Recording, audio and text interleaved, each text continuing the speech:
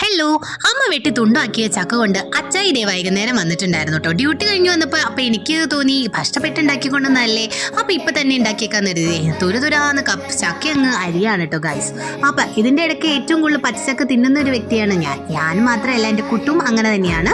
അപ്പം ഞാൻ കുറച്ച് പണിയെടുത്തത് കുരുകുരുവാന്ന് അരിഞ്ഞു വെച്ചിട്ടുണ്ട്. എന്ത് ഭംഗിയാണല്ലേ. ചക്കക്കുരുവിന് വിഷമം തോന്നുന്നുണ്ടല്ലോ എന്ന് കരുതി കുറച്ച് ചക്കക്കുരു കുട്ടന്മാർ ഞാൻ ഇതിൽ തട്ടിയിട്ടുണ്ട് കേട്ടോ. പിന്നെ നേരെ ഉള്ളി എടുത്ത് അടുപ്പത്ത് വെച്ചു, വെളിച്ചെണ്ണ ഒഴിച്ചു, കടുക് ഇട്ടു, വേപ്പില ഇട്ടു.